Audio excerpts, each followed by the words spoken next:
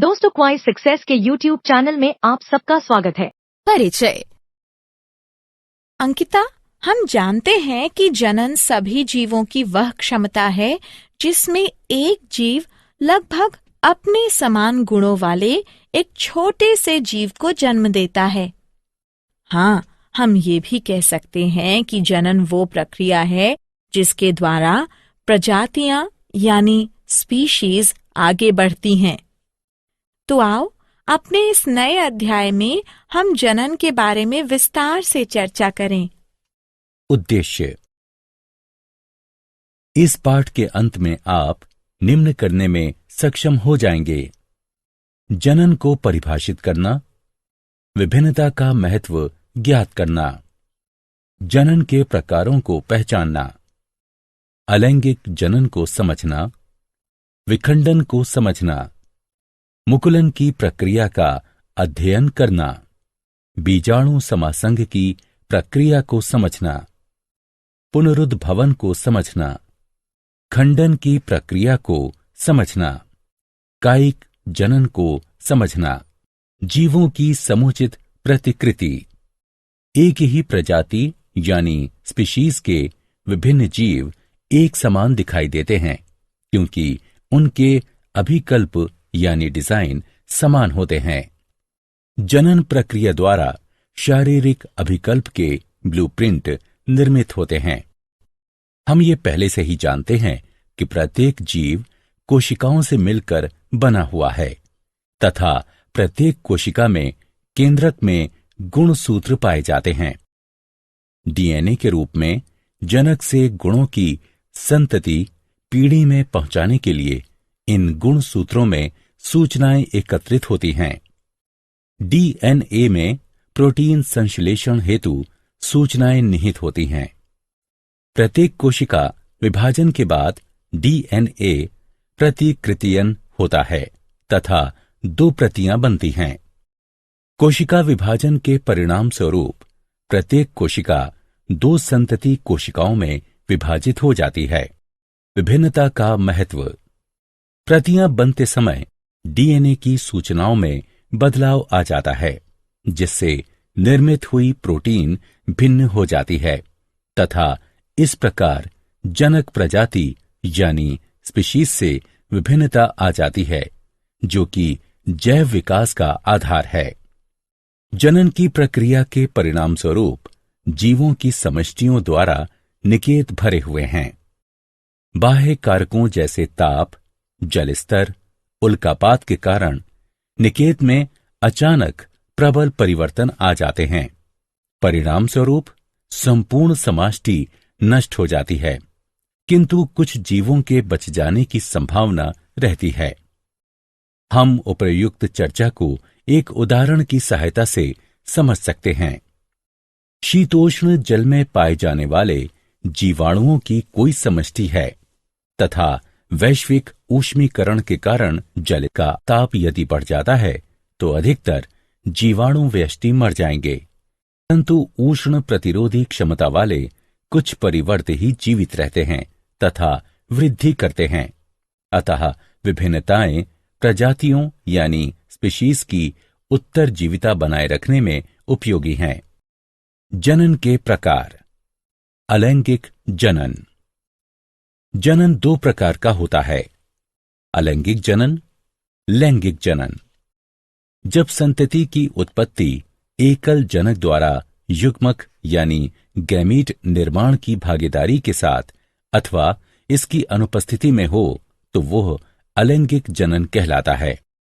उदाहरण: अमीबा में द्विखंडन, हाइड्रा में मुकुलन, राइजोपस में बीजाणु समासंग और पुष्पी पौधों में कायिक जनन। अलैंगिक जनन में कोशिका विभाजन असमसूत्री या समसूत्री होता है। जो नए जीव उत्पन्न होते हैं वे बिल्कुल अपने जनक से मिलते जुलते होते हैं तथा यह एक तीव्र गुणनात्मक यानी बहुलीकरण विधि है। अलैंगिक जनन की कमियां ये हैं कि इसमें एक पीढ़ी से दूसरी पीढ़ी में एक समान जीव ही उत्पन्न होते हैं तथा जैव विकास संभव नहीं हो पाता है, जिससे कि विविधता उत्पन्न नहीं होती है। विखंडन। विखंडन में पूर्ण विकसित जनक दो या दो से अधिक संततियों में विभक्त हो जाता है। एक कोशिकीय जीवों जैसे अमीबा, पैरामीशियम तथा अन्य प्रोटोजोआ में अलैंगिक जनन की यह सबसे सरल विधि है। विखंडन दो प्रकार का होता है, द्विखंडन और बहुखंडन। अनुकूल परिस्थितियों के दौरान एक कोशिका का दो एक समान कोशिकाओं में विभक्त होना ही द्विखंडन कहलाता है। इस विधि में असमसूत्री विभाजन द्वारा सर्वप्रथम केंद्रक दो भागों में विभक्त हो जाता है तथा उसके बाद कोशिका द्रव्य में विभाजन होता है। अंत में कोशिका दो संतति कोशिकाओं में विभक्त हो जाती है। उदाहरण: जीवाणु, यीस्ट, युगलीना, अमीबा तथा पैरामीशियम। बहुखंडन जनक खंडन होता है। इसमें प्रतिकूल परिस्थितियों के दौरान जनक का शरीर स्वतः ही अनेक संतति कोशिकाओं में विभक्त हो जाता है। कोशिका का केंद्रक लगातार विभाजित होकर अनेक केंद्रक बनाता है। प्रत्येक केंद्रक कम मात्रा के कोशिका द्रव्य से घिरा होता है तथा पुटी यानी सिस्ट में अनेक संतति कोशिकाएं उत्पन्न होती हैं। अनुकूल परिस्थितियों में पुटी यानी सिस्ट टूटकर छोटी संततियों को मुक्त करता है। बहुखंडन का उदाहरण मलेरिया परजीवी प्लेस्मोडियम है। मुकुलन। मुकुलन में एक या एक से अधिक एक कोशिकीय या बहुकोशिकीय बाह्य वृद्धि, जिन्हें कलिकाएं कहते हैं, जनक शरीर के ऊपर या अंदर उत्पन्न हो जाती हैं। हाइड्रा पुनर्जनन की क्षमता वाली कोशिकाओं का उपयोग मुकुलन के लिए करता है और इसके कारण एक स्थान पर कलिका यानी मुकुल विकसित हो जाती है। यह कलिका यानी मुकुल वृद्धि करके एक नन्हे जीव में बदल जाता है तथा पूर्ण विकसित होकर जनक से अलग होकर स्वतंत्र जीव बन जाता है। बीजाणु समासंग। जब ब्रेड के एक टुकड़े को कुछ दिनों के लिए नमी और अंधेरे में रख दिया जाता है तो वायु में उपस्थित राइजोपस के बीजाणु ब्रेड पर चिपक जाते हैं और राइजोपस का एक नई कवकी पौधा उत्पन्न हो जाता है। राइजोपस में एक गांठ जैसी संरचना पाई जाती है जो कि जनन में भाग लेती है। इसे बीजाणुधानी कहते हैं। इसमें बीजाणु पाए जाते हैं जो कि नए राइजोपस में विकसित हो जाते हैं। पुनरुद्भवन यानी पुनर्जनन। पूर्ण रूपेण विभेदित जीवों में अपने कायिक भाग से नए जीव के निर्माण की क्षमता को पुनरुद्भवन कहते हैं। इसमें जीव के शरीर का कटा या टूटा हुआ भाग वृद्धि या पुनरुद्भित होकर एक नया पूर्ण जीव विकसित हो जाता है।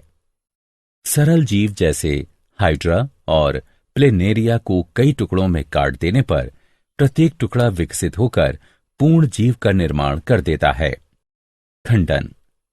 खंडन में जनक का शरीर तरंग की क्रिया, पुराने भागों की मृत्यु और अपघटन द्वारा दो या दो से अधिक छोटे छोटे टुकड़ों में खंडित हो जाता है।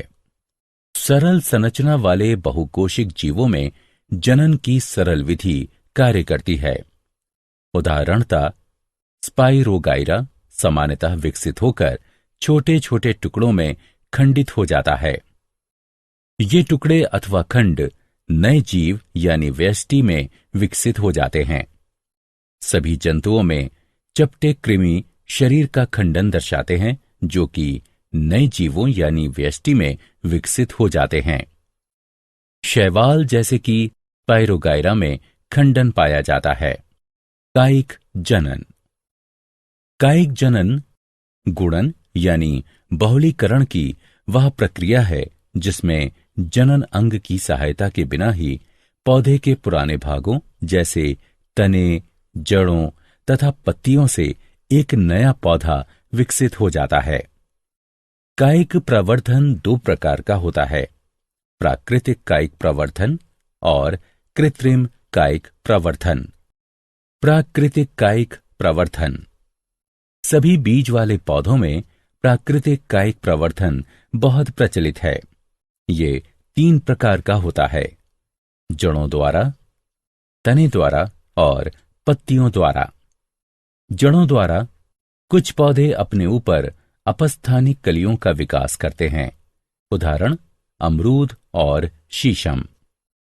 कुछ गांठदार अपस्थानिक जड़ों के अलावा अपस्थानिक कलियों में भी उचित मात्रा में भोजन पाया जाता है, उदाहरण डहेलिया तथा शकरकंदी।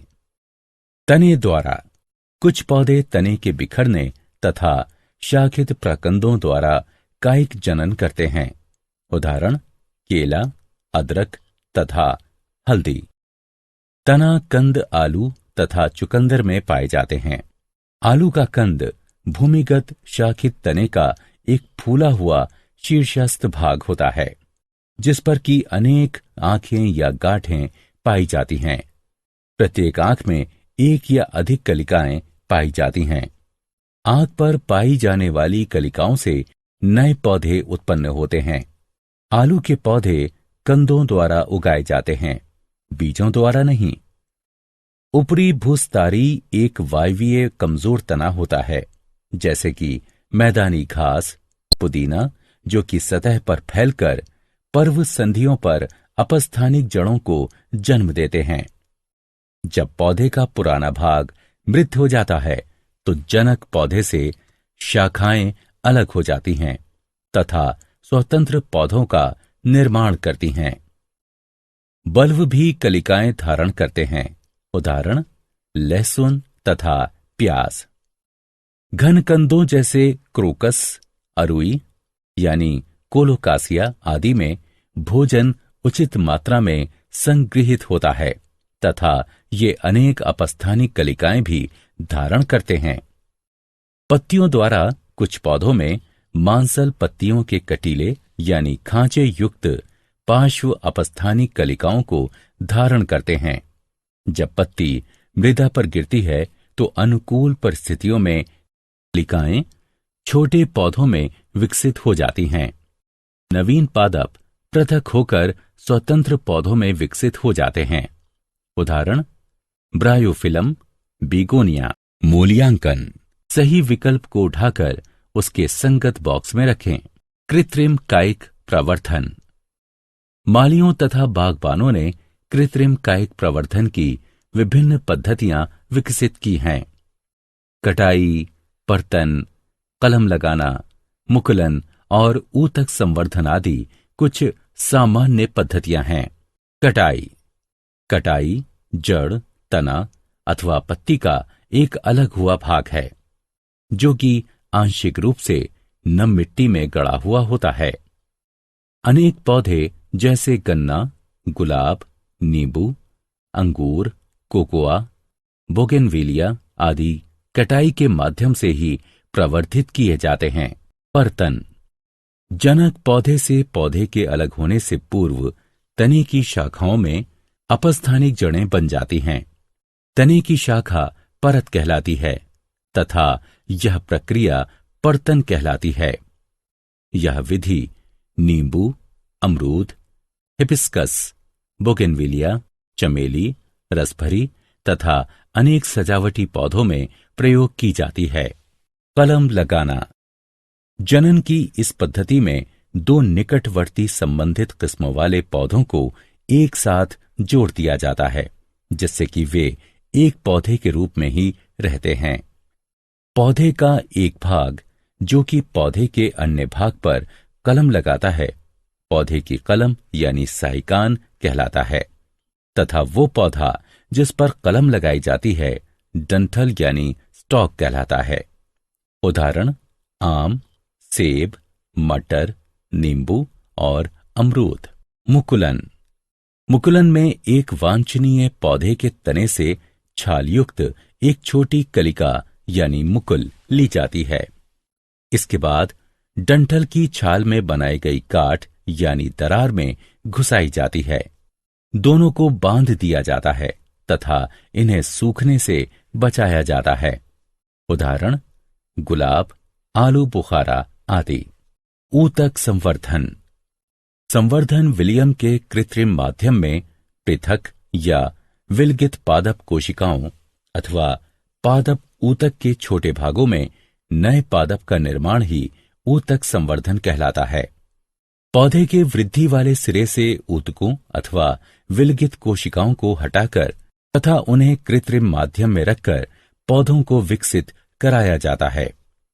पादप ऊतक विभाजित होकर कोशिकाओं के छोटे समूह बनाते हैं जिन्हें कैलस कहा जाता है। कैलस को एक ऐसे अन्य माध्यम पर स्थानांतरित किया जाता है जिसमें कि वृद्धि तथा विभाजन के लिए हार्मोन पाए जाते हैं, जिससे कि पादपक या छोटा पौधा बनता है।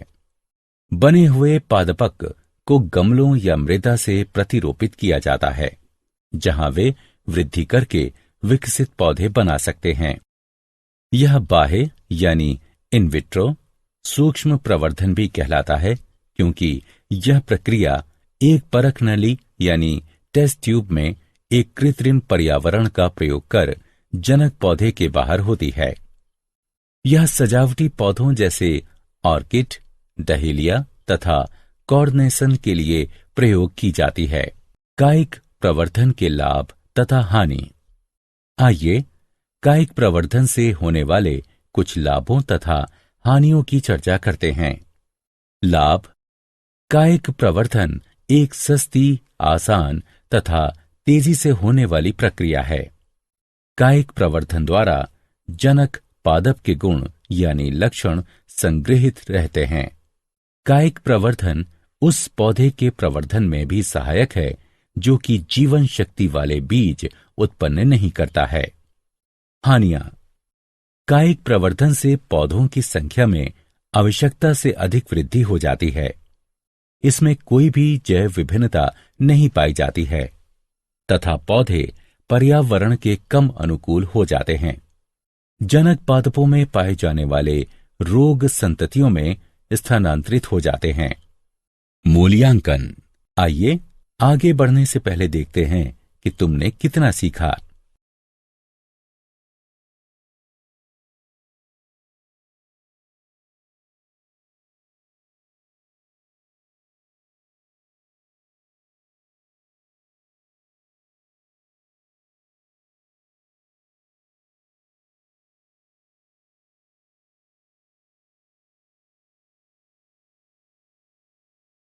क्या आप जानते हैं यकृत में बहुखंडन के दौरान प्लेज्मोडियम लगभग 1000 संतति कोशिकाएं उत्पन्न करता है, जबकि लाल रुधिर कणिकाओं में बहुखंडन के दौरान ये 12 से 24 संतति कोशिकाएं उत्पन्न करता है, जिन्हें खंडजाणु यानी मीरोजोइट कहते हैं।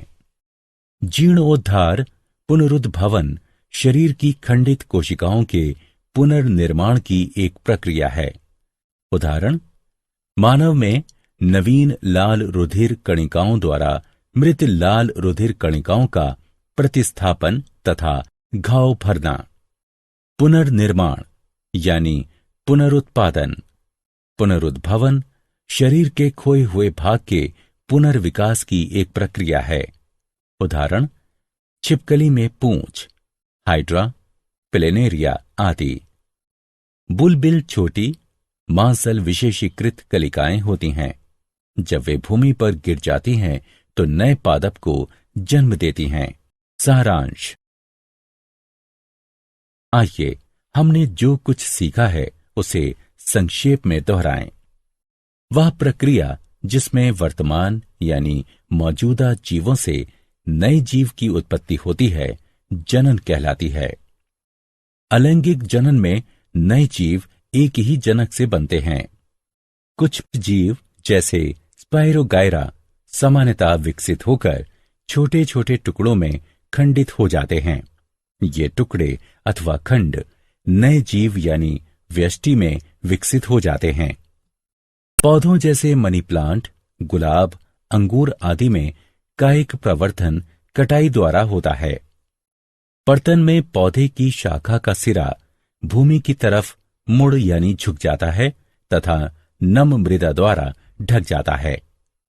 कलम लगाने में दो निकटवर्ती संबंधित किस्मों वाले पौधों को एक साथ जोड़ दिया जाता है, जिससे कि वे एक पौधे के रूप में ही रहते हैं। जंतुओं में अलैंगिक जनन की विभिन्न प्रक्रियाएं विखंडन, मुकुलन, खंडन तथा पुनरुद्भवन हैं। जनक जंतु के दो या अधिक संतति कोशिकाओं में विभाजित होने की प्रक्रिया को खंडन कहते हैं। विखंडन दो प्रकार का होता है, द्विखंडन तथा बहुखंडन। द्विखंडन में दो संतति कोशिकाओं का निर्माण होता है। बहुखंडन में अनेक संतति कोशिकाओं का निर्माण होता है। मुकुलन में एक या एक से अधिक एक कोशिकीय या बहुकोशिकीय बाह्य वृद्धि, जिन्हें कलिकाएं कहते हैं, जनक शरीर के ऊपर या अंदर उत्पन्न हो जाती हैं। यीस्ट में कलिकाएं एक कोशिकीय होती हैं, जबकि हाइड्रा, स्पंज आदि में बहुकोशिकीय होती हैं। कलिकाएं बहिर्जात अथवा अंतर्जात होती हैं। खंडन में जनक का शरीर दो या अधिक भागों में खंडित हो जाता है, जिसमें से प्रत्येक विकसित होकर एक जीव का निर्माण करता है। पूर्ण रूपेण विभेदित जीवों में अपने कायिक भाग से नए जीव के निर्माण की क्षमता को पुनरुद्भवन कहते हैं। निम्न दोस्तों, आपका क्वाइज सक्सेस में स्वागत है। अब बिना समझे रट्टा मारने की कोई जरूरत नहीं। हम लेकर आए हैं पढ़ाई का एक नया तरीका, जहां 3D animated videos, AI powered test series और ई बुक्स में MCQs और माइंड मैप्स का परफेक्ट कॉम्बिनेशन मिलता है। क्लास 8 से 10 के स्टूडेंट्स के लिए फाउंडेशन कोर्स और क्लास 11 और 12 के स्टूडेंट्स के लिए सक्सेस ब्लूप्रिंट कोर्स, ये सब IIT और IIM अलुमनी के सहयोग से तैयार किया गया है, ताकि आपको मिले सबसे भरोसेमंद और रियल एग्जाम एक्सपीरियंस के साथ कॉन्फिडेंस बूस्ट। चाहे इंजीनियरिंग एंट्रेंस हो, मेडिकल एंट्रेंस हो या कोई भी कम्पिटिटिव एग्जाम, अब सक्सेस आपकी मुट्ठी में है। हजारों स्टूडेंट्स पहले ही जुड़ चुके हैं, अब आपकी बारी है। पढ़ो अपने घर से, अपने समय के अनुसार, अपनी सुविधा से। बस QR कोड स्कैन करो और क्वाइज सक्सेस मोबाइल ऐप अभी मुफ्त में डाउनलोड करो। मॉक टेस्ट्स दो, प्रैक्टिस करो और अपने मार्क्स में फर्क देखो। और हाँ, हमारे YouTube चैनल क्वाइज सक्सेस पर रोज देखो नए वीडियो कोर्सेज के लिए। चैनल को सब्सक्राइब करो और अपने दोस्तों को भी जरूर बताओ। धन्यवाद।